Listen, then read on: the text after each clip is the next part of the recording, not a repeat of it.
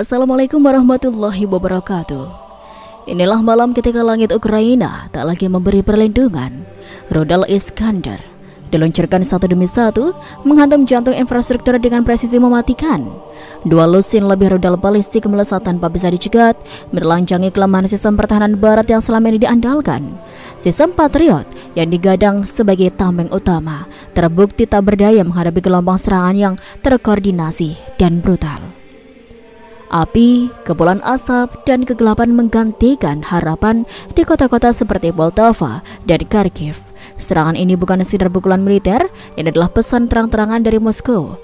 Tak ada tempat yang benar-benar aman lagi. Pagi itu, langit di Kharkiv berwarna biru muda. Angin bertiup pelan, menyapu sisa embun yang masih menempel di jendela rumah-rumah tua peninggalan Soviet. Warga berjalan menuju pasar, sebagian lainnya menyusur di trotoar dengan pakaian musim gugur yang mulai menghangatkan kulit. Anak-anak berseragam sekolah tertawa di balik tas ransel, seperti tak ada yang perlu dikhawatirkan. Hari Kamis, tanggal 16 Oktober tahun 2025, awalnya seperti pagi biasa di Ukraina.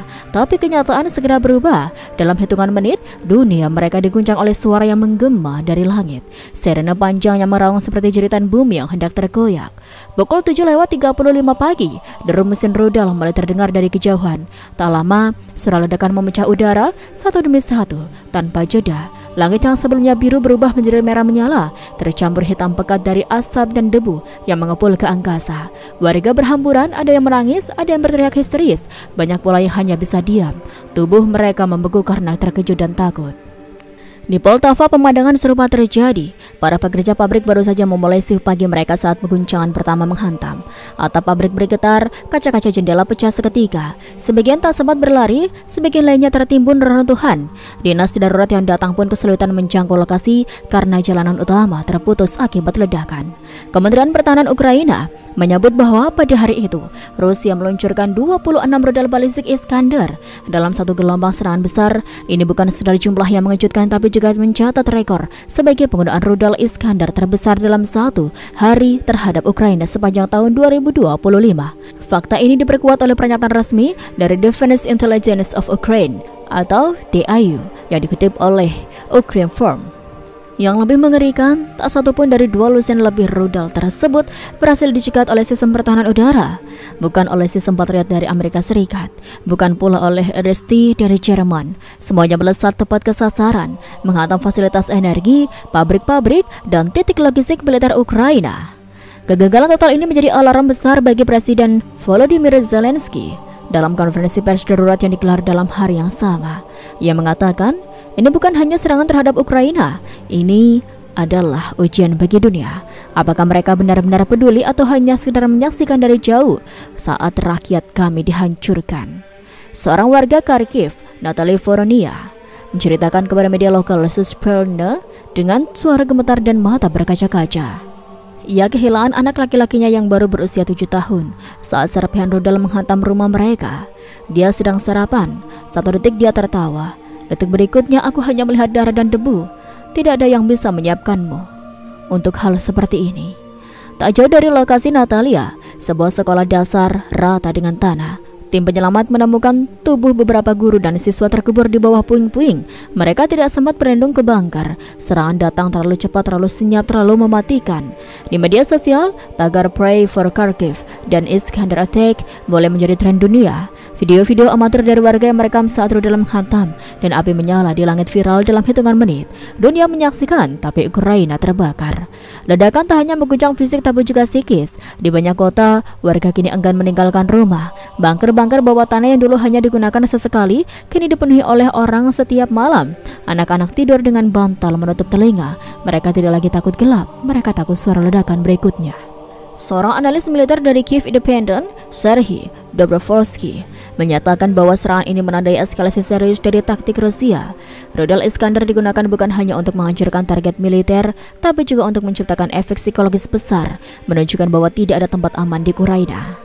Faktanya, sebagian besar rudal menghantam titik-titik vital Ukraina yang berhubungan dengan distribusi energi dan industri.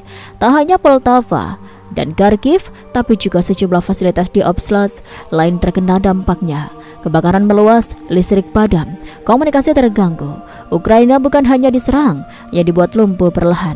Hal itu dunia menyaksikan bagaimana sistem pertahanan canggih buatan Barat tak mampu menghadang kehancuran yang meluncur dari langit. Rudal Iskander, senjata yang pernah dianggap overrated oleh sebagian pengamat Barat, membuktikan dirinya sebagai alat teror massal paling efektif yang dimiliki Kremlin hari ini. Dan bagi rakyat Ukraina, Kamis itu bukan sekedar tanggal, ia akan tercatat sebagai hari di mana langit tak lagi biru, sebuah hari ketika pagi berubah menjadi neraka, ketika deru rudal lebih keras dari doa. 26 bukan hanya angka bagi Ukraina, itu adalah jumlah kehancuran yang dilemparkan dari langit dalam satu pagi. Rudal balistik Iskander yang dikenal dengan kecepatan dan akurasinya tidak datang satu persatu. Mereka meluncur bersamaan dalam gelombang pekat yang mematikan, tak terdeteksi, tak terdengar hingga terlambat, dan lebih dari segalanya tak bisa dihentikan. Menurut laporan resmi dari Kementerian Pertahanan Rusia yang dikutip dari oleh TASS, pada Kamis tanggal 16 Oktober tahun 2025, sebanyak 26 rudal Iskander diluncurkan hampir serentak ke berbagai titik penting di Ukraina. Ini adalah serangan tunggal terbesar yang menggunakan sistem rudal balistik jarak pendek Iskander sejak awal invasi pada tahun 2022. Targetnya, jantung energi, jalur industri, serta pusat logistik militer Ukraina. Tidak ada peringatan dini yang cukup, tidak ada sistem pertahanan udara yang cukup kuat. Sistem pertahanan udara Ukraina termasuk Patriot buatan Amerika Serikat dan Iris-T dari Jerman tidak berhasil menghancurkan satu pun rudal Iskander dalam serangan tersebut. Informasi ini dikonfirmasi oleh Komando Angkatan Udara Ukraina dalam pernyataan publik yang dirilis beberapa jam setelah serangan. Kami berhasil mendeteksi, tapi tidak cukup cepat untuk menahan gelombang intensitas ini. Serangan rudal Iskander dirancang untuk menembus dan mengecoh sistem radar, bunyi salah satu kutipannya. Apa yang membuat Iskander begitu berbahaya? Rudal Iskander M yang digunakan Rusia dalam serangan ini memiliki kemampuan manuver tinggi saat mendekati target, yang meluncur dengan kecepatan hipersonik mendekati 7.000 km per jam. Trajektorinya tidak linear. Rudal ini bisa mengubah jalur secara acak di ketinggian rendah untuk menghindari deteksi sistem pertahanan. Dengan radio jangkauan hingga 500 km dan hulu ledak seberat hingga 700 kg, Iskander bukan sekedar alat militer, ia adalah simbol kehancuran. Dari 26 rudal yang diluncurkan, mayoritas diarahkan ke wilayah Poltava dan Kharkiv. Di Poltava, 2 gardu induk utama hancur. Di Kharkiv, sistem distribusi gas dan fasilitas penyimpanan bahan bakar terbakar hebat. Selain infrastruktur sipil, 1 unit Brigade Artileri Ukraina yang berada di garis belakang ikut menjadi sasaran langsung. Serangan itu menewaskan belasan prajurit yang sedang bersiap memindahkan logistik. Sebuah laporan dari Forbes Ukraina menyebut bahwa serangan ini dilakukan dengan kecermatan tinggi. Rusia tidak sekedar menembakkan rudal ke kota-kota besar, mereka menargetkan titik-titik strategis dengan perhitungan militer yang presisi. Ini menunjukkan bukan hanya kekuatan, tapi juga niat jahat yang terorganisir. Kembali ke Kharkiv, kota yang telah menjadi saksi ribuan ledakan sejak awal invasi. Pagi itu terasa berbeda. Warga yang biasanya sigap turun ke tempat perlindungan, kali ini tak sempat. Rudal-rudal Iskander menghantam lebih cepat dari suara sirene. Banyak yang tidak sadar akan bahaya sampai jendela rumah mereka meledak dan tembok runtuh. Seorang pria parubaya bernama Oleh menyampaikan kepada The Guardian, "Saya melihat langit bergetar bukan metafora." Sungguh, langit benar-benar terasa bergetar. Dalam 1 menit, semua berubah. Rumah tetangga saya terbakar dan saya hanya bisa menarik istri saya keluar dari puing. Anak saya belum menemukannya. Sementara itu dari Moskow, Kementerian Pertahanan Rusia merilis pernyataan resmi. Serangan rudal presisi tinggi hari ini berhasil menghancurkan target-target militer penting yang digunakan untuk memfasilitasi serangan drone terhadap wilayah Federasi Rusia. Dengan kata lain, mereka mengklaim ini adalah bentuk balasan terhadap serangan udara Ukraina sebelumnya. Namun kenyataan di lapangan menunjukkan bahwa yang terbakar bukan hanya alat perang. Rumah sakit, sekolah, pusat komunitas, semuanya terkena imbas. Banyak warga sipil yang menjadi korban, termasuk anak-anak dan lansia. Jumlah pastinya belum bisa dipastikan karena proses evakuasi masih terus berlangsung di bawah ancaman serangan susulan. Institut Studi Perang (ISW), sebuah lembaga riset yang berbasis di Washington DC, menyatakan dalam laporan analisisnya bahwa Rusia kini menerapkan strategi shock saturation, membanjiri sistem pertahanan musuh dengan jumlah rudal dan drone dalam satu waktu agar tidak bisa ditangani seluruhnya. Strategi ini bukan hanya untuk menyerang tapi juga untuk mempermalukan pertahanan Barat dan menunjukkan dominasi di udara, tulis ISW. Pagi itu, 26 rudal Iskander bukan hanya senjata, mereka adalah pesan bahwa perang ini belum berakhir, pesan bahwa Rusia belum habis, dan pesan bahwa Ukraina meski sudah dibantu oleh teknologi barat, masih sangat rentan, bahkan di langitnya sendiri. Hari itu langit Ukraina robek oleh kecepatan hipersonik. Tak ada rudal yang bisa dicegat, tak ada peringatan yang cukup keras, tak ada sistem pertahanan yang bisa melindungi semuanya. 26 rudal, 26 luka, 26 alasan mengapa dunia tak bisa lagi hanya menonton. Hari masih pagi ketika dua kota besar di timur dan Ukraina, Kharkiv dan Poltava, menjadi medan ledakan terbesar sejak invasi dimulai. 26 rudal Iskander yang diluncurkan Rusia tak disebar acak. Serangan itu seperti komando oleh tangan-tangan tahu yang pasti di mana harus menghancurkan, di mana harus melumpuhkan. Poltava, sebuah kota bersejarah di jantung Ukraina, dikenal dengan industri energi dan distribusi logistiknya. Tak banyak orang memperhitungkan Poltava sebagai target utama. Hingga Kamis pagi itu, rudal pertama menghantam komplek gardu induk utama di pinggiran kota. Api menjulang tinggi, asap hitam menyelimuti langit. Operator yang bertugas malam itu, Sherhi, hanya punya beberapa detik untuk menyadari apa yang terjadi sebelum seluruh panel kendali di depannya meledak. Saya mendengar suara seperti jet melintas, tapi lebih tajam. Sebelum sempat bangkit dari kursi, semuanya gelap. Suara ledakan melembahkan telinga. Lalu hanya tersisa jeritan orang-orang yang dengan bau hangus kabel yang terbakar. Tutur Sherhi kepada media lokal Suspinly Poltava. Rudal kedua jatuh tak jauh dari fasilitas pemrosesan gas. 3 ledakan beruntun menghancurkan tangki utama, menyulut kebakaran hebat yang tak bisa dipadamkan selama lebih dari 10 jam. Dinas pemadam kebakaran yang sudah kekurangan peralatan sejak serangan musim dingin tahun sebelumnya hanya bisa membendung api agar tidak menjalar ke pemukiman warga. Warga di sekitar area industri terpaksa mengungsi ke stasiun bawah tanah. Banyak dari mereka adalah orang tua dan anak-anak yang tidak pernah mengalami evakuasi darurat sebelumnya. Seorang ibu, Katrina, menggenggam erat tangan bayinya sambil mengisahkan kengerian yang mereka alami. Kami pikir ini hanya peringatan biasa, tapi kemudian bumi seperti terguncang, kaca-kaca pecah, debu masuk dari ventilasi. Saya hanya menunduk menutupi anak saya dengan tubuh saya sendiri. Kharkiv, kota kedua terbesar di Ukraina, sudah lama menjadi salah satu sasaran favorit Rusia dalam perang. Namun skala kehancuran yang terjadi pada 16 Oktober 2025 membuat banyak orang percaya bahwa hari itu adalah hari paling gelap dalam sejarah kota tersebut sejak invasi dimulai. Rudal Iskander menghantam beberapa titik strategis secara simultan. Satu rudal menabrak markas logistik militer Ukraina yang berada di distrik Kyievsky. Lokasi ini sebelumnya digunakan sebagai pusat penyimpanan alat berat, amunisi, serta kendaraan tempur ringan. Serta saat serangan terjadi, lebih dari 20 tentara sedang mempersiapkan pemindahan perlengkapan ke wilayah garis depan. Tak satu pun dari mereka selamat. Komando Wilayah Timur Tengah Angkatan Bersenjata Ukraina mengonfirmasi bahwa unit logistik tersebut adalah salah satu yang paling aktif dalam mendukung operasi militer di Donbas. Kami kehilangan tidak hanya perlengkapan tapi juga orang-orang terbaik kami, teknisi, operator, dan koordinator lapangan yang bekerja tanpa lelah di balik layar, ujar Kolonel Anatoly Heresko. Serangan berikutnya menghantam pusat distribusi listrik utama kota. Akibatnya lebih dari 200.000 rumah di Kharkiv mengalami pemadaman total. Rumah sakit beroperasi dengan generator seadanya, sementara sistem transportasi umum lumpuh seketika. Kereta bawah tanah berhenti di tengah jalur, memaksa penumpang berjalan kaki dalam kegelapan, membawa anak-anak, orang tua, dan barang bawaan di lorong sempit yang tak memiliki penerangan darurat yang memadai. Ledakan juga mengguncang distrik perumahan Saltivka. Meskipun bukan target militer, rudal menghancurkan 2 blok apartemen, memicu kebakaran yang menyebar cepat. Tim SAR menemukan setidaknya 24 jenazah dalam hitungan jam pertama. Sebagian besar dari mereka tidak sempat mencapai tempat perlindungan. Pihak berwenang Ukraina menyebutkan bahwa serangan terhadap Poltava dan Kharkiv bukan hanya upaya militer tapi merupakan taktik penghancuran total yang telah direncanakan jauh-jauh hari. Menurut pernyataan dari Pusat Komunikasi Strategis dan Keamanan Informasi Ukraina, rudal Iskander yang digunakan tetapi memiliki koordinat sasarannya sangat spesifik. Dampaknya jelas, kehancuran di 2 kota ini bukan hanya dalam bentuk fisik, tapi juga psikologis. Kepercayaan warga terhadap keamanan langit mereka runtuh. Sistem pertahanan udara yang selama ini diandalkan ternyata bisa ditembus dalam waktu kurang dari 10 menit. Tak ada rudal yang dicegat, tak ada peringatan dini yang cukup efektif, dan tak ada satupun tempat yang benar-benar aman. Untuk Rusia, ini adalah keberhasilan militer. Untuk Ukraina, ini adalah strategi nasional.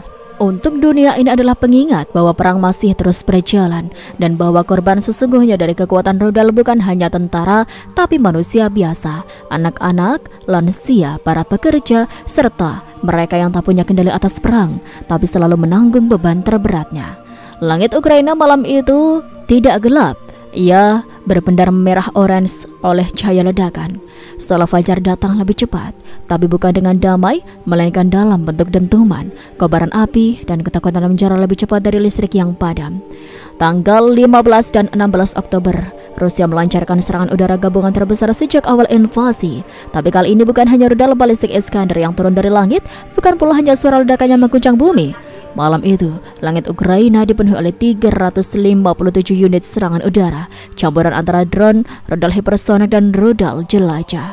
Semuanya diluncurkan dalam satu rentang waktu kurang dari 12 jam. Hening malam berubah menjadi ladang teror udara. Menurut laporan resmi dari Komandan Angkatan Udara Ukraina, rincian serangan tersebut mencangkup 320 drone serang, termasuk sekitar 200 tipe Shahid 136 dan sisanya campuran Gerbera serta drone modifikasi buatan lokal Rusia. 2 rudal aerobalistik hypersonic Kinzhal, 2 rudal jelajah Iskander K, varian dari sistem Iskander yang bisa diluncurkan dari udara. 7 rudal udara Gedarat KH-59 diluncurkan dari pesawat tempur. Drone dan rudal tersebut tidak diarahkan ke satu kota saja, mereka menyebar ke seluruh wilayah timur dan tengah Ukraina, menciptakan jaringan serangan simultan yang dirancang untuk membingungkan radar, memecah perhatian sistem pertahanan, dan menghancurkan konsentrasi militer serta sipil serta bersamaan. Pukul 2:30 pagi di kota Dnipro, puluhan warga terbangun bukan karena gempa, tapi karena bunyi seperti ribuan lebah logam yang melintas di langit. Suara khas drone Shahid saat bergerak dalam kelompok. Mereka terbang rendah, cukup untuk membuat kaca-kaca bergetar, tapi terlalu banyak untuk dihalangi semuanya. Komandan Operasi Khusus Ukraina menyebut bahwa malam itu adalah simulasi medan perang paling kompleks yang mereka hadapi dalam 2 tahun terakhir. Bukan hanya soal banyaknya target, tapi cara mereka disinkronkan. Ketika kami menembak jatuh satu drone, 3 lainnya sudah masuk dari sisi berbeda. Rudal datang di sela-sela. Ini bukan serangan, ini orkestrasi militer yang kejam, kata seorang perwira senior yang meminta identitasnya dirahasiakan kepada Kiev Independent. Di kota Venesia, suara rudal KH-59 memecah udara pukul 4 pagi. Salah satu rudal menghantam pabrik tekstil tua yang belakangan digunakan sebagai pos logistik bantuan kemanusiaan. 8 orang dilaporkan tewas, sebagian besar relawan. Salah satunya adalah seorang mahasiswa kedokteran tahun ketiga bernama Iriana.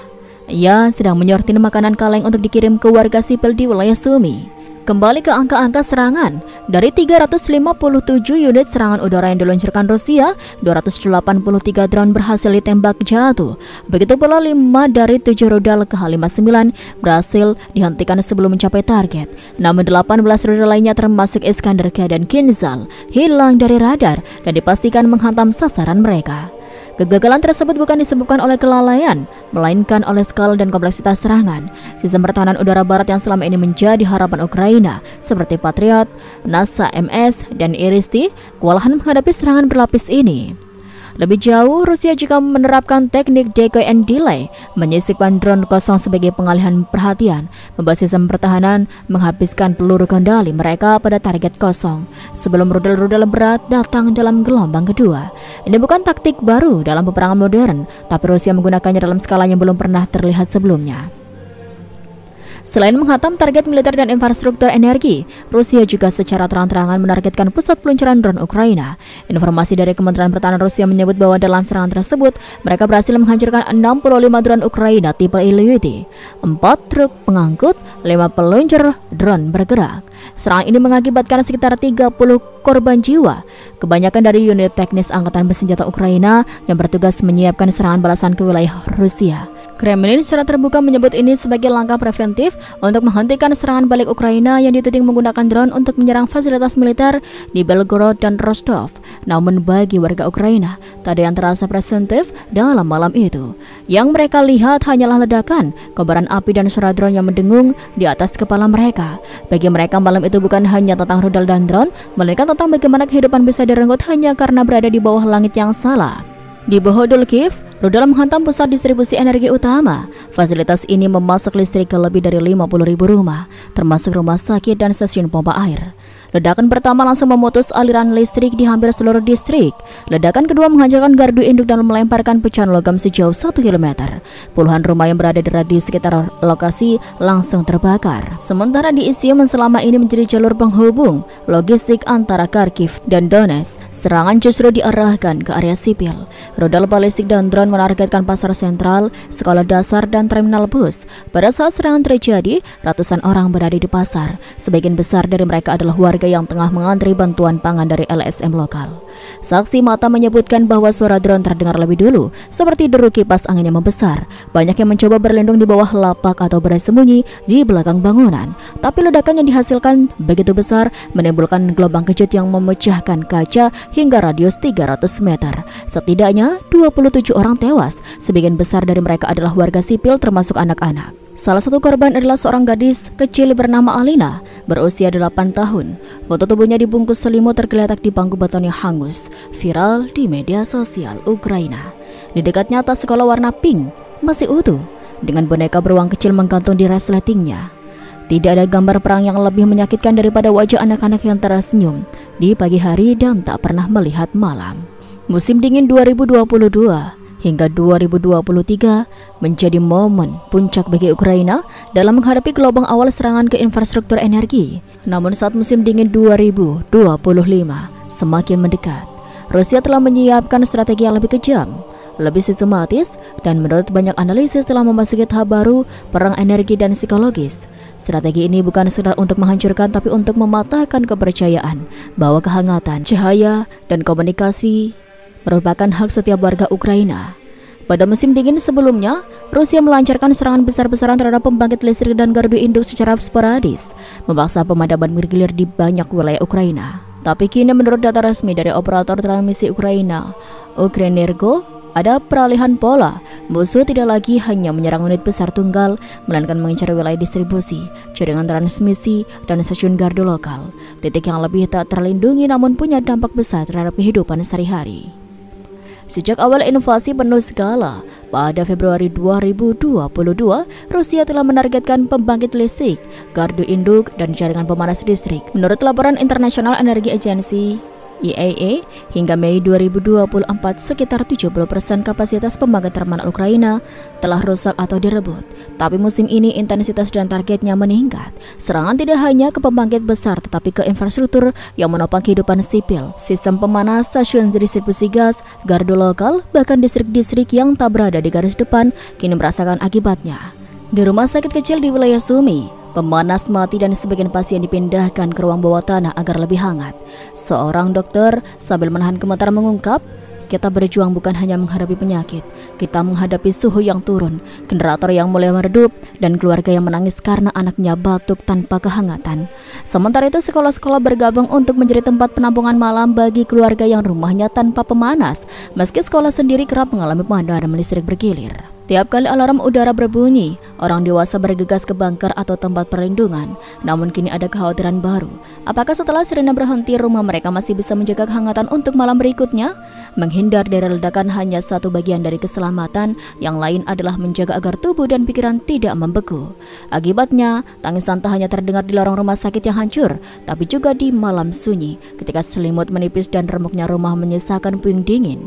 Seiring hari berganti, angka kematian akibat kedinginan diperkirakan naik, meskipun belum cukup secara resmi dalam statistik perang, karena yang mati bukan yang terbakar oleh rudal, tapi yang bekunya sistem, yang padam listriknya, yang berhenti pemanasnya.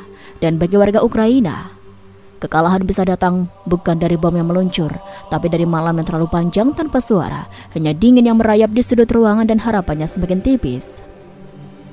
Langit Ukraina kembali bergetar, tapi bukan karena angin, melainkan karena hujan besi yang dilepaskan dari tangan yang tak terlihat. Serangan malam itu bukan sekedar gelombang, ia adalah tsunami rudal dan drone, pengumuman brutal bahwa perang ini telah memasuki babak baru. Di antara dentuman, kobaran api dan kegelapan yang menyelimuti rakyat Ukraina, menyadari bahwa mereka bukan hanya berperang melawan musuh di depan mata, tapi melawan malam yang panjang dan dingin yang sengaja dibuat. Pada malam yang dirahasiakan, pasukan Rusia melancarkan apa yang diakui sebagai serangan terbesar sejak invasi penuh skala itu dimulai. Menurut analisis dari Institute for the Study of War (ISW), pihak Rusia menargetkan wilayah Ukraina dengan skala dan intensitas yang belum pernah terjadi sebelumnya. Data awal menunjukkan bahwa lebih dari 500 proyektil udara, termasuk rudal balistik, rudal jelajah dan ratusan drone diluncurkan dalam satu malam gelap. Di tengah malam, suara sirene belum sempat menetes, tapi hujan logam sudah mengguyur di wilayah barat pusat kota hingga pinggiran Ukraina. Ledakan bergema, beton pecah, kaca terbang, dan langit yang semula sunyi berubah menjadi medan peperangan tanpa front. Penduduk melangkah ke bunker sambil bertanya, apakah malam ini akan berbeda? Jawabannya hanya diam dan gema. Rudal-rudal balistik seperti Iskander, MKN-23 menjadi pilar utama dalam gelombang ini. Data militer Ukraina menyebut bahwa 26 Iskander M diluncurkan dalam gelombang tersebut, angka tertinggi yang pernah dicatat dalam satu serangan terhadap Ukraina. Hingga saat itu, The Insider Plus One lebih menakutkan lagi. Tak satu pun dari rudal jenis ini berhasil dicegat. Sistem pertahanan udara yang selama ini diandalkan ternyata gagal menghadapi taktik Rusia yang berubah. Target tak hanya ditetapkan berdasarkan peta militer, fasilitas energi, gardu induk, pusat distribusi gas, dan jaringan listrik menjadi sasaran utama. Rusia memetik pelajaran dari musim dingin sebelumnya, bahwa menghancurkan sistem sipil bisa sama mematikan seperti menghancurkan tank. Mereka mengubah strategi dari medan pertempuran menjadi medan kehidupan. Kota-kota seperti Poltava dan Kharkiv menyaksikan sendiri kehancurannya terdesain. Di Poltava, salah satu gardu induk utama hancur berkeping-keping. Di Kharkiv, pusat distribusi gas terbakar hebat. Mereka bukan hanya menjadi korban persilatan militer, mereka menjadi korban taktik yang memperhitungkan pagi tanpa energi dan malam tanpa pemanas. Respon Ukraina datang terlambat. Dalam konferensi pers yang digelar seusai serangan, Presiden Volodymyr Zelensky berujar, kami belum kehilangan bangsa, tapi malam ini perdamaian kami diuji oleh tangan besi yang menghancurkan bukan hanya senjata, tetapi harapan. Di belakang kata-kata itu tersimpan kecemasan. Apakah dunia melihat dan apakah dunia akan bertindak? Bagi masyarakat sipil, serangan ini berarti satu hal, keamanan mereka runtuh. Selama bertahun-tahun mereka percaya bahwa sistem pertahanan, aliran listrik, pemanas air bersih adalah hal yang wajar. Kini semua itu terancam sekaligus runtuh. Rumah menjadi rapuh, langit menjadi musuh, malam menjadi medan perlawanan. Analisis strategis menunjukkan bahwa serangan ini menjadi titik balik dari perang yang terfokus pada garis depan menjadi perang terhadap kehidupan sehari-hari.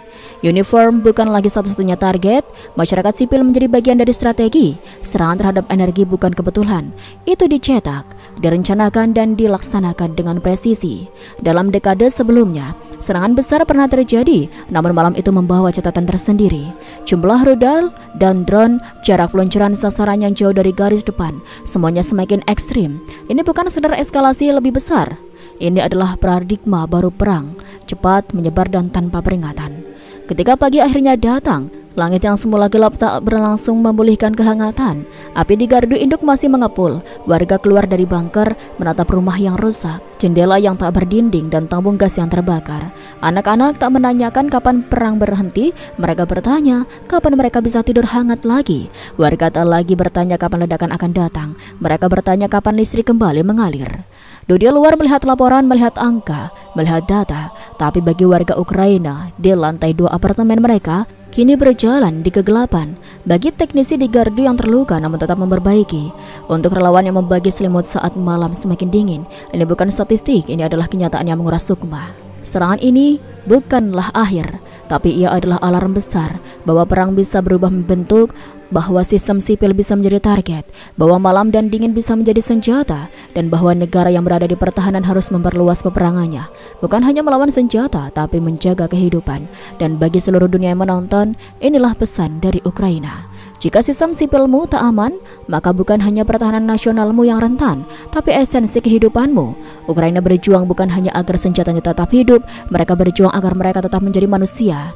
Ketika gelombang rudal dan drone membanjiri langit Ukraina dan sistem energi itu, bukan hanya rakyat Ukraina yang merasakan sengsara. Dunia entah oleh kelelahan tak siap atau kebingungan politik memilih untuk menonton diam, seolah kamera merekam tragedi dari jauh. Tetapi tangisannya tidak sampai ke telinga mereka yang memiliki kuasa untuk menghentikannya. Volodymyr Zelensky, Presiden Ukraina, menatap gelar konferensi pers dengan sorot mata lelah namun tegar.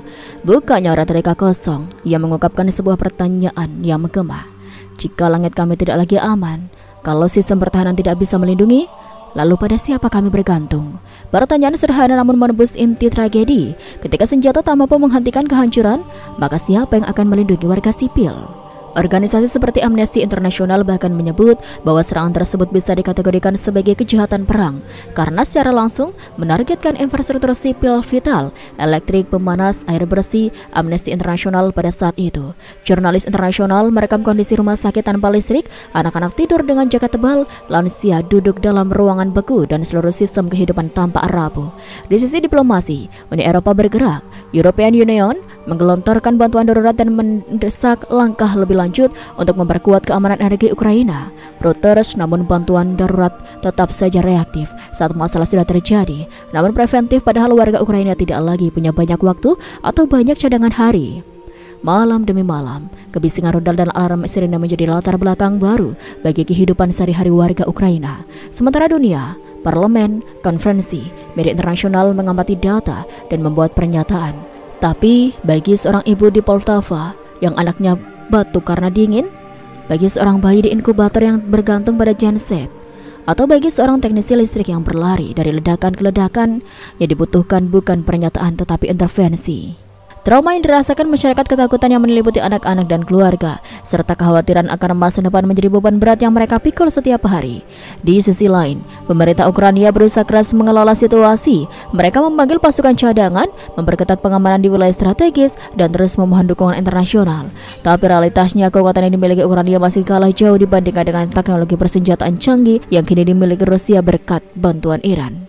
Kehadiran rudal hipersonic Kinzhal yang akan dibahas lebih rinci pada babak berikutnya semakin menambah rasa gentar para pemimpin Ukraina dan sekutunya. Rudal yang mampu melesat dengan kecepatan lebih dari 10 kali kecepatan suara ini tidak hanya sulit dideteksi, tapi juga sangat mematikan dengan kemampuan untuk menyerang target strategis dalam waktu singkat. Kinzhal menjadi senjata yang mengubah aturan permainan di medan perang. Di tengah semua ini, dunia mulai terpecah antara harapan dan kekhawatiran. Harapan bahwa solusi diplomatik akan segera ditemukan untuk mengakhiri pertumpahan darah. Kekhawatiran bahwa perang ini bisa meluas dan membawa dampak yang jauh lebih besar bagi stabilitas kawasan dan bahkan dunia. Pemerintah Barat, termasuk NATO, kini menghadapi tekanan yang sangat besar. Di satu sisi, mereka ingin tetap mendukung Ukraina agar bisa bertahan dan mempertahankan kedaulatannya. Di sisi lain, keterlibatan langsung yang lebih dalam bisa memicu konflik yang lebih besar dengan Rusia, yang berpotensi menjerumuskan dunia pada konfrontasi yang jauh lebih berbahaya. Begitulah keadaan di ujung awal babak baru perperangan ini, di tengah gelap dan dinginnya malam di Ukraina, yang kini dibayangi oleh rudal-rudal hipersonik dan gelombang dron mematikan.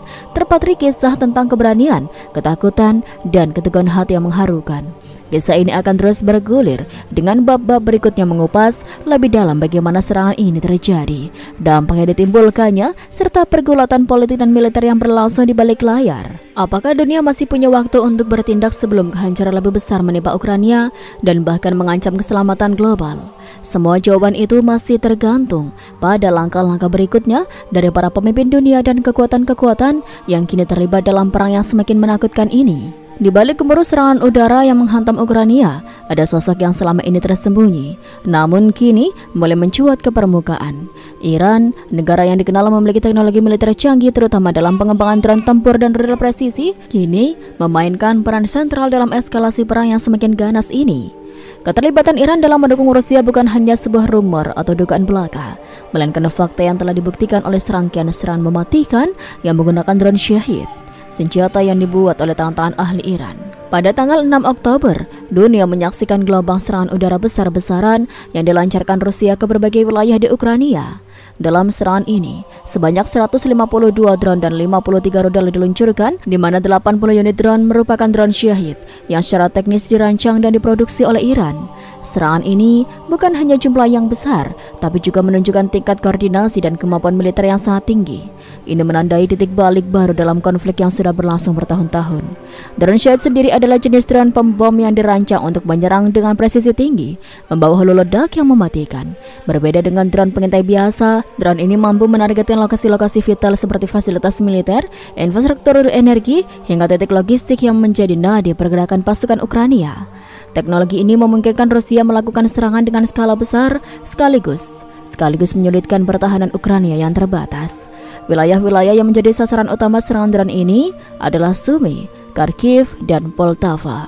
Kota-kota yang selama ini menjadi pusat perlawanan dan simbol kekuatan Ukraina tersebut kini menghadapi kehancuran dan kegelapan. Di Kharkiv misalnya, serangan berhasil memutus total aliran listrik, membuat kota itu terperangkap dalam kegelapan yang pekat. Warga yang biasanya mengandalkan listrik untuk kehidupan sehari-hari, tiba-tiba kehilangan akses tersebut tanpa peringatan. Lampu-lampu yang biasanya menerangi malam menjadi padam, menggantikan cahaya dengan ketakutan dan kecemasan yang mendalam. Di Poltava, serangan rudal menghantam depot lokomotif dan fasilitas pasokan listrik. Dampaknya sangat luas. Lebih dari 1.000 rumah tangga mengalami pemadaman listrik total. Kegelapan malam bukan hanya sebuah gangguan fisik, tapi juga simbol dari situasi yang semakin memburuk.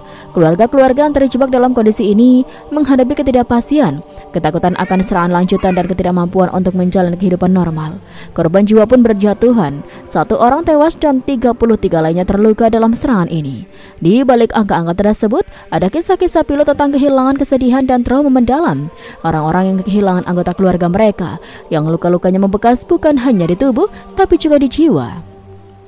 Anak-anak yang harus tidur dalam ketakutan, orang tua yang merasa putus asa menghadapi situasi yang semakin sulit.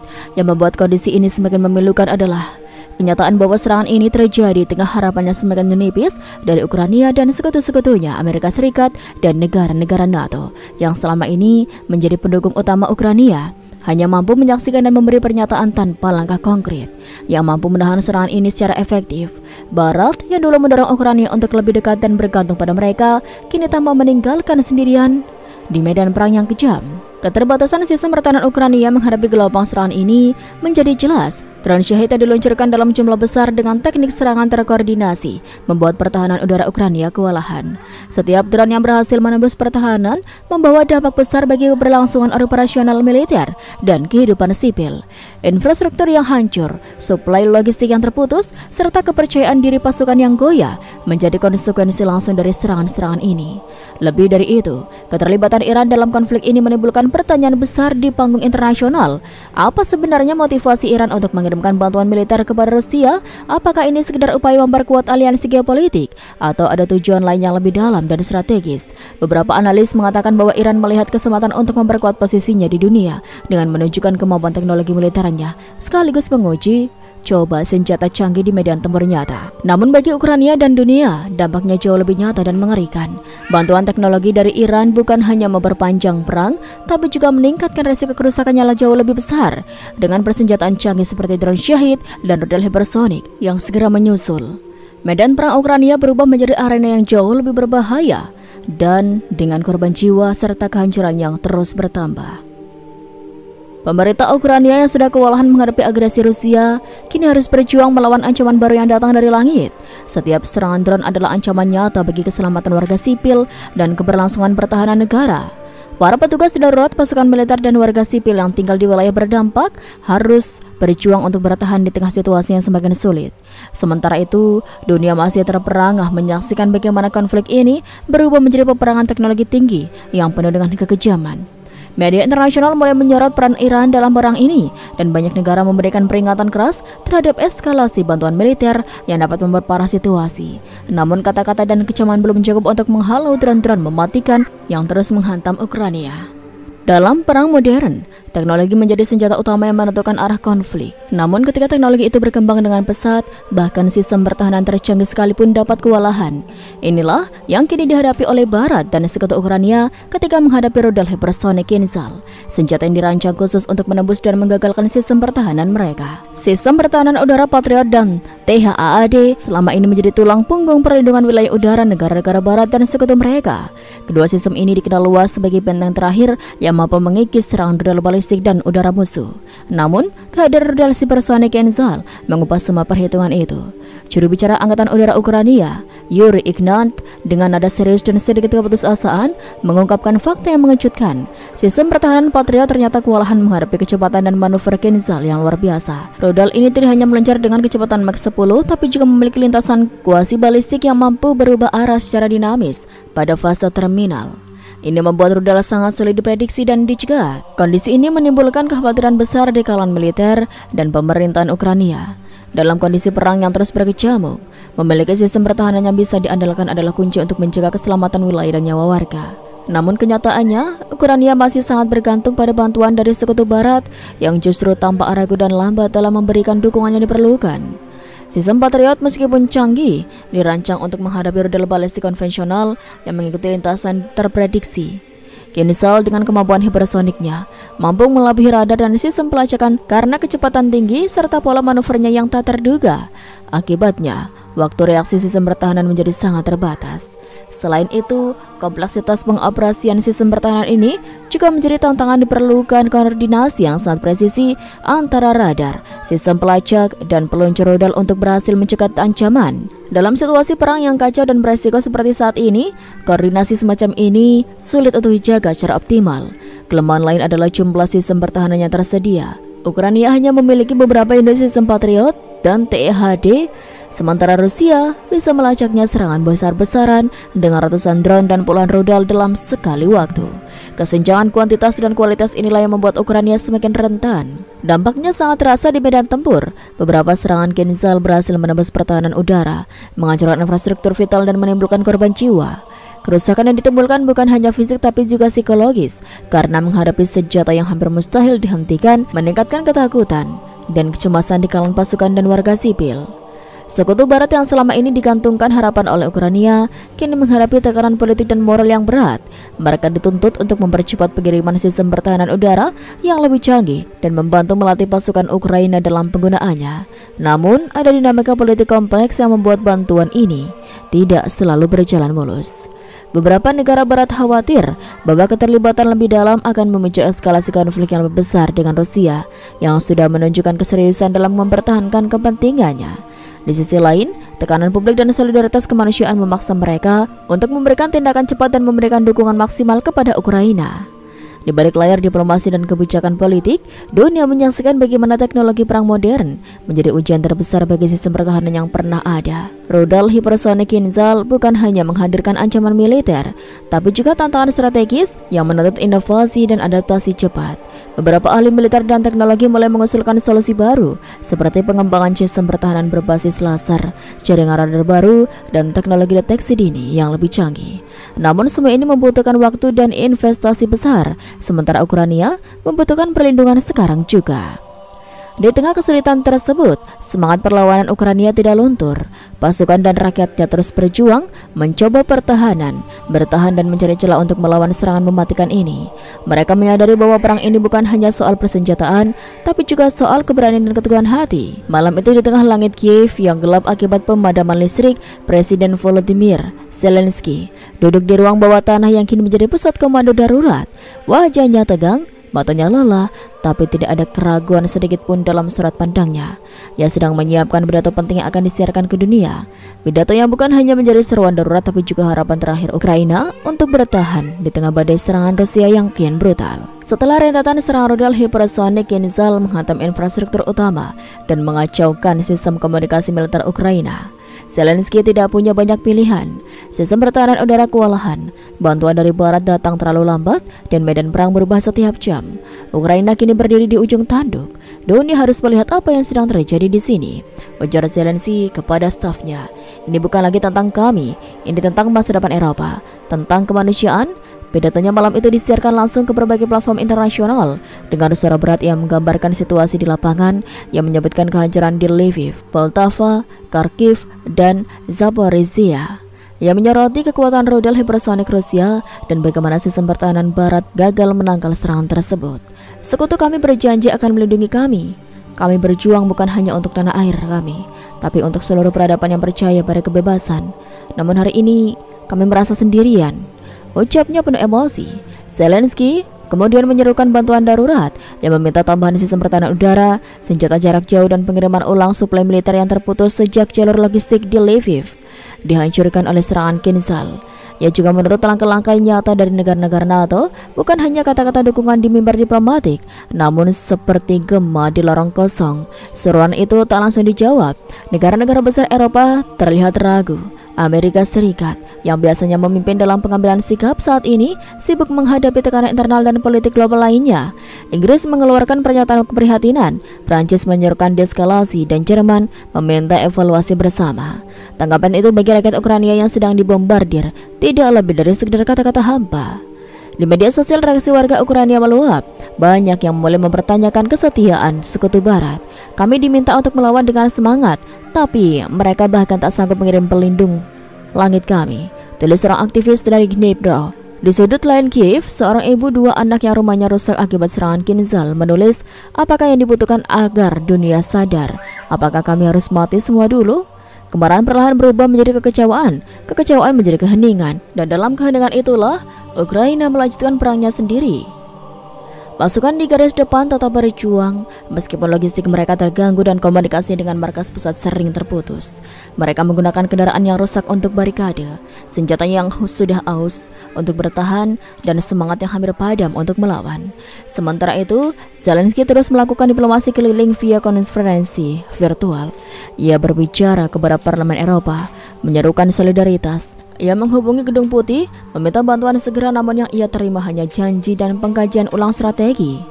Di dalam negeri, Zelensky menghadapi tekanan dari rakyat yang mulai kehilangan kepercayaan, namun juga dari para pejabat yang lelah dengan janji-janji kosong dari Barat. Sejumlah pihak menyarankan agar Ukraina mulai mencari opsi damai, tapi bagi Zelensky, menyerah bukan pilihan. Ia tahu bahwa jika Ukraina menyerah sekarang, maka bukan hanya negaranya yang hancur, tapi juga seluruh ide tentang kedaulatan dan kebebasan. Jika kami menyerah hari ini, siapa yang akan berdiri besok ketika kejahatan datang ke pintu mereka? Katanya dalam sebuah pertemuan darurat. Kondisi Ukraina semakin sulit, serangan berikutnya bisa datang kapan saja. Rudal Kinzhal masih melesat dari langit, drone-drone Syahid masih memburu fasilitas penting, dan sementara itu, langit Ukraina tetap tak memiliki perlindungan yang cukup. Namun di tengah sunyinya respon sekutu, sesuatu yang mengejutkan mulai muncul. Beberapa negara kecil di Eropa Timur yang sebelumnya tidak terlalu vokal mulai mengirim bantuan langsung, meskipun dalam jumlah terbatas. Estonia mengirim perangkat radar tambahan, Lithuania menyediakan generator dan alat medis, Polandia diam-diam mengirimkan peluru dan logistik ke titik-titik yang sulit dijangkau. Zelensky tahu itu tidak cukup, tapi bagi rakyatnya, bantuan kecil itu berarti harapan. Ketika fajar menyingsing di ufuk timur Ukraina, suara ledakan masih bergema dari kejauhan. Langit belum benar-benar cerah, tapi asap hitam dari sisa serangan malam masih menggantung di atas kota-kota yang tersisa. Di beberapa tempat pasukan Ukraina berhasil menahan gempuran, meski dengan pengorbanan yang tak terhitung jumlahnya. Namun yang jelas, ini bukan kemenangan yang bisa dirayakan. Ini adalah kemenangan yang dibayar dengan darah, kehancuran dan rasa kehilangan yang begitu dalam. Di barat Ukraina, tepatnya di pikiran Lviv, yang sebelumnya menjadi simpul logistik vital antara Ukraina dan NATO, pasukan pertahanan berhasil mencegat 1 dari 3 rudal hipersonik Kinzhal yang kembali diluncurkan Rusia. Keberhasilan ini meski tampak kecil, dianggap sebagai momen langka, karena Kinzhal dikenal hampir mustahil untuk dicegat. Rudal itu berhasil dijatuhkan hanya karena keserangkaian keberuntungan teknis dan kesiapan penuh dari 1 unit sistem Patriot yang dipasang ulang secara darurat 2 hari sebelumnya. Namun 2 rudal lainnya menghantam sasaran. Salah satunya menghancurkan gudang logistik yang baru dibangun ulang setelah serangan sebelumnya. Gudang itu menyimpan obat-obatan penting, makanan, serta perangkat komunikasi militer. Rudal kedua menghantam rel kereta utama yang menghubungkan pasukan dari barat ke arah timur. Ini membuat jalur distribusi Ukraina lumpuh untuk kesekian kalinya. Pasukan Ukraina di garis depan tetap bertahan, tapi logistik mereka menipis. Di Zaporizhia, sekelompok komandan lapangan menceritakan bagaimana pasukannya kini hanya memiliki amunisi untuk 2 hari ke depan. Mereka harus menghemat peluru, menimbang kapan harus menembak dan kapan harus menunggu. Setiap tembakan harus berarti, tidak ada ruang untuk kesalahan, ujarnya dengan nada tegas. Namun dalam kesulitan itu, mereka tidak mundur. Di kota Mykolaiv, para sukarelawan sipil terdiri dari guru, petani, dan pekerja pabrik mengorganisir dapur umum, memperbaiki rumah-rumah yang rusak, dan mengangkut bantuan kemanusiaan. Dalam kegelapan dan dingin, semangat gotong royong menjadi satu-satunya bahan bakar yang masih tersisa. Seorang wanita parubaya bernama Oksana yang kehilangan suaminya dalam serangan dan sepekan lalu kini menjadi relawan dapur umum. Setiap pagi, ia memasak untuk lebih dari 50 pengungsi dan tentara yang terluka. Dengan air mata yang tertahan, ia berkata, "Saya tidak bisa membawa suami saya kembali, tapi saya bisa membantu mereka yang masih hidup. Itu cukup untuk membuat saya terus berjalan." Meskipun Ukraina mencatat beberapa keberhasilan defensif seperti menahan serangan ke depot militer di Dnipro dan mengalihkan serangan drone dari pusat pembangkit listrik di Rivne, Kerusakan telah terjadi di banyak titik krusial. Jaringan listrik nasional masih lumpuh di beberapa wilayah. Rumah sakit bekerja dengan daya cadangan. Sistem air bersih terganggu. Sekolah dan tempat ibadah rusak berat atau ditutup total. Di sisi lain, Rusia mengklaim keberhasilan operasionalnya secara terbuka. Dalam pernyataan resmi disiarkan oleh media pemerintah, Kementerian Pertahanan Rusia menyebut bahwa penggunaan rudal hipersonik Kinzhal telah berhasil menetralisir pusat-pusat logistik musuh dan melumpuhkan aliran bantuan militer asing ke Ukraina. Pernyataan tersebut meski dianggap provokatif, tidak dapat dibantah sebenarnya mengingat kenyataan di lapangan. Lebih mengerikan lagi, laporan intelijen yang bocor ke publik menyebut bahwa Rusia diduga sedang mempertimbangkan penggunaan rudal Kinzhal dengan muatan non-konvensional jika eskalasi terus berlanjut. Meskipun belum ada konfirmasi resmi, kabar ini menyebar cepat dan menimbulkan gelombang ketakutan yang nyata di kalangan warga dan komunitas internasional. Zelensky sendiri dalam pidato singkat ke rakyatnya tidak menyembunyikan kesedihan yang mendalam. Kita telah menunjukkan kepada dunia bahwa kita bisa bertahan, bahkan ketika ditinggalkan. Tapi kemenangan ini datang dengan harga yang tidak layak dibayar. Anak-anak kita tidur di bawah tanah, rumah sakit berubah jadi pos tempur. Kita mempertahankan negara ini, tapi sampai kapan kita bisa bertahan sendirian? Katanya sambil menahan getaran di suaranya. Di media internasional, opini mulai terbagi. Beberapa tokoh di barat mulai mengkritik kebijakan lamban pemerintah mereka. Jika Ukraina tumbang, itu bukan karena mereka tidak berani, tapi karena kita terlalu lambat untuk bertindak, ujar seorang senator Amerika Serikat dalam wawancara di stasiun berita. Media Eropa mulai memuat tajuk utama seperti Ukraina menang, tapi dunia gagal, atau kemenangan yang sepi tepuk tangan. Sementara itu, di medan perang suara tank dan drone masih bersahutan. Tak ada waktu untuk merayakan, tak ada tempat untuk beristirahat. Rakyat Ukraina terus menggenggam harapan yang tersisa. Meskipun dunia mulai lelah menyimak berita perang, mereka tidak punya pilihan selain melanjutkan. Ketika keheningan malam kembali menyelimuti Kiev, yang tersisa hanyalah suara mesin generator dan isakan yang terpendam. Ukraina dengan segala keterbatasannya masih bertahan, tapi dunia mulai berubah. Seruan Volodymyr Zelensky yang sebelumnya menggema tanpa jawaban perlahan mulai memantul kembali. Tidak semua telinga lagi tuli. 3 hari setelah serangan besar-besaran Rusia menghantam lebih dari 20 lokasi strategis di Ukraina, termasuk pusat logistik dan jaringan rel penting, opini global mulai bergeser ketika gambar-gambar kehancuran akibat rudal Kinzhal membanjiri media internasional. Anak-anak yang kehilangan anggota keluarganya, rumah sakit yang berubah jadi puing, dan kota-kota yang mati lampu total. Ketidaknyamanan mulai tumbuh di hati masyarakat internasional. Dari New York hingga Berlin, gelombang protes kecil muncul, bukan hanya menuntut Rusia menghentikan agresinya, tapi juga menekan pemerintah masing-masing agar segera mengambil tindakan nyata. Jangan biarkan Ukraina mati perlahan, tulis salah satu spanduk di depan Parlemen Eropa di Washington DC. Sekelompok mahasiswa memprotes lambatnya respon pemerintah terhadap permintaan bantuan dari Kiev. Presiden Prancis Emmanuel Macron yang sebelumnya bersikap moderat dan mendesak dialog diplomatik akhirnya menyatakan bahwa serangan Kinzhal terhadap pusat logistik sipil merupakan tindakan yang tidak bisa ditoleransi dalam hukum internasional. Jerman setelah sebelumnya ragu menyetujui pengiriman satu sistem bertahan udara Iris-T tambahan dan paket bantuan medis darurat. Bahkan Amerika Serikat yang selama berminggu-minggu terlihat gamang akhirnya mengumumkan akan mempercepat pengiriman sistem anti-rudal jarak menengah dan bantuan keuangan sebesar 5 miliar dolar. Meskipun hal ini masih harus melewati progres legislatif di Kongres. Namun di tengah semua tekanan dan perubahan arah ini, waktu terus berjalan dan Ukraina tak bisa hanya menunggu belas kasih. Di medan perang, situasi semakin tidak menentu. Rusia mulai menunjukkan pola serangan baru dengan penggunaan rudal Kinzhal secara lebih sistematis dan presisi. Serangan rudal kini diarahkan bukan hanya ke instalasi militer, tapi ke infrastruktur yang menopang kehidupan sipil, pembangkit listrik, stasiun air bersih, bahkan pusat distribusi pangan. Sebuah laporan dari intelijen Inggris yang dikutip oleh The Guardian menyebut bahwa Rusia tampaknya menggunakan strategi kelaparan dan keputusasaan untuk memaksa Ukraina menyerah dengan menghancurkan suplai makanan, listrik, dan air. Kremlin berharap bisa menundukkan rakyat tanpa harus sepenuhnya menguasai wilayah secara langsung. Namun strategi ini alih-alih melemahkan semangat justru menyulut api kemarahan yang lebih besar. Zelensky dalam konferensi pers terbarunya dengan suara lantang dan tegas menegaskan bahwa Ukraina tidak akan tunduk kepada teror, tidak kepada rudal, dan tidak kepada intimidasi global. Ia menyindir beberapa negara besar yang terlalu sibuk dengan retorika, namun lambat dalam aksi. Bukan pidato yang menyelamatkan nyawa, bukan pernyataan keprihatinan yang menghentikan rudal hipersonik. Kami membutuhkan langkah bukan kata, ujarnya tajam. Dunia mendengar, tapi apakah mereka cukup cukup cepat bergerak masih menjadi tanda tanya. Sementara itu, laporan intelijen NATO menyebut bahwa Iran kemungkinan telah meningkatkan jumlah pasukan drone tempur ke Rusia. Beberapa di antaranya dikabarkan telah dimodifikasi dengan gaya ledak lebih besar dan sistem navigasi yang ditingkatkan. Fakta ini semakin memperburuk keadaan.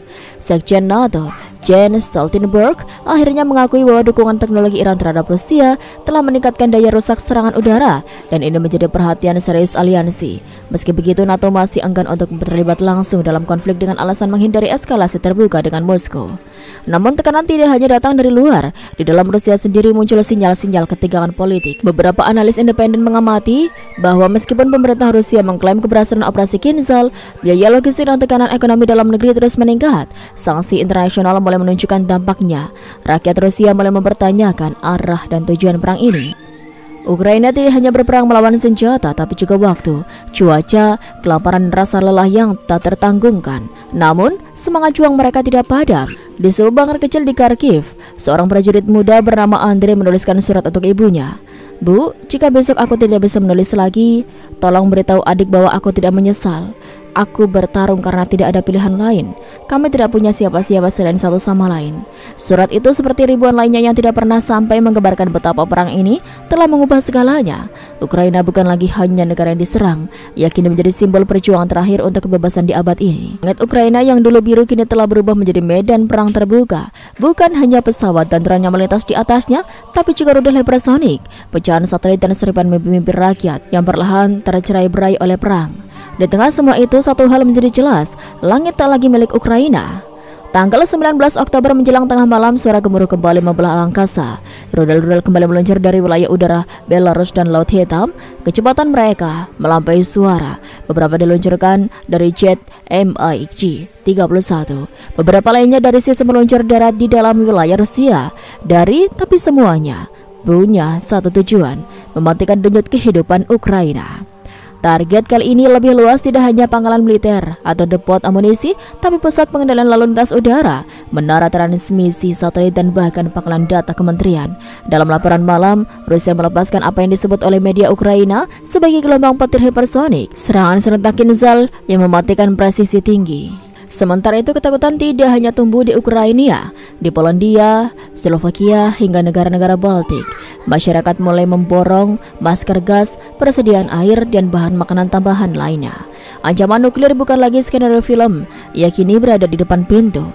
Di tengah semua ini, rakyat Ukraina masih mencoba mempertahankan semangat, meskipun sirena terus meraung, meskipun suara ledakan menjadi bagian dari rutinitas harian. Ada satu hal yang tak kunjung padam, keberanian untuk tetap tinggal. Di sebuah desa kecil dekat Kharkiv, seorang pendeta tua membunyikan lonceng gereja setiap pagi. Meskipun atap bangunannya sudah separuh runtuh, ketika ditanya mengapa masih melakukannya, ia menjawab, "Selama lonceng masih berbunyi, kami masih di sini, dan selama kami di sini, Ukraina belum jatuh." Seorang bocah laki-laki berdiri di bawah langit malam Kiev, memandangi siluet rudal yang melintas dengan kecepatan kilat. Di tangannya bukan mainan, bukan permen, tapi tablet yodium, tanda bahwa masa kanak-kanaknya telah dirampas oleh perang dan ancaman yang lebih besar dari dirinya. Langit Ukraina kini tak hanya menyimpan hijau, hujan, dan awan, tapi juga bayang-bayang kehancuran yang bisa mengubah wajah Eropa dalam sekejap. Dan pertanyaan besar pun menggantung di udara. Apakah dunia akan menunggu sampai semuanya terlambat? Hari itu langit Donetsk tak memberi petunjuk apapun. Tak ada badai, tidak ada petir, hanya awan kelabu yang menutupi seluruh cakrawala. Namun bagi pasukan Ukraina di garis depan, hari itu akan menjadi saksi dari salah satu pukulan paling berat sejak invasi dimulai. Benteng Avdiivka, sebuah kawasan industri strategis di timur Ukraina yang selama berbulan-bulan menjadi perisai terakhir dari pergerakan pasukan Rusia di Dnipro, akhirnya jatuh. Serangan datang pada pukul 4 pagi waktu setempat tanpa peringatan. Dalam waktu kurang dari 10 menit, lebih dari 20 rudal hipersonik dan drone sedet, semuanya buatan Iran, menghantam pusat komando, gudang amunisi, serta jalur evakuasi medis. Satu persatu titik pertahanan Ukraina runtuh, unit logistik kehilangan komunikasi, jalur suplai amunisi terputus, beberapa pos terpencil, bahkan tidak menerima kabar bahwa Avdiivka tetap telah diserbu hingga mereka mendengar suara tank musuh mendekat dari kejauhan. Kapten Mikhailo yang memimpin satu kompi di sisi utara kota itu menuturkan bahwa tidak ada waktu untuk bersiap. Kami tidak melihatnya datang, langit gelap, radar mati. Dalam beberapa menit, suara ledakan itu menghapus semuanya. teman-teman saya, pasukan medis, bahkan rumah sakit lapangan yang baru didirikan kemarin. Yang menyakitkan bukan hanya kekalahan, tapi bagaimana cepatnya semuanya runtuh. Setelah kehilangan kontrol penuh atas Avdiivka, Rusia melancarkan serangan darat secara masif. Pasukan mereka yang diperkuat oleh unit Magnar dan kendaraan lapis baja baru dari Belarus menyapu sektor per sektor. Puluhan tentara Ukraina yang kelelahan, kehabisan amunisi akhirnya ditangkap. Beberapa lainnya tewas dalam penyergapan brutal di lorong-lorong sempit pabrik tua. Avdiivka yang selama ini dianggap sebagai pilar pertahanan timur kini berubah menjadi tanda seru dari kehancuran yang makin mendekat. Kejatuhannya menjadi pembuka jalur menuju Dnipro dan Zaporizhia, dua kota besar yang menyuplai kebutuhan logistik dan komunikasi untuk setengah dari wilayah dengan Ukraina. Presiden Zelensky dalam pidato daruratnya malam itu menahan amarah dan luka yang terlalu dalam. Mereka menghancurkan kota kami bukan untuk menang, tapi untuk membuat kami tidak punya tempat kembali. Tapi dengarkan ini, selama kami masih bernafas, Avdiivka tidak benar-benar jatuh, kami akan kembali. Tapi bagi banyak orang, terutama yang kehilangan keluarga di sana, kata-kata itu seperti pelukan yang tak cukup hangat. Di pusat evakuasi Kramatorsk, ratusan pengungsi dari Avdiivka berkumpul tanpa tahu harus kemana. Pertanyaannya kini bukan hanya kapan perang ini akan berhenti, tetapi apakah dunia akan membiarkan sebuah bangsa menjadi gelap? Kebijaksanaan internasional diuji ketika rumah sakit bergantung pada generator dan selimut, dan ketika seorang anak di Kharkiv tertidur dengan jaket musim dingin karena pemanas padam. Ukraina menjerit dalam kegelapan dan dunia mendengarnya, tetapi terlalu banyak yang masih memilih untuk diam. Sekian, wassalamualaikum warahmatullahi wabarakatuh.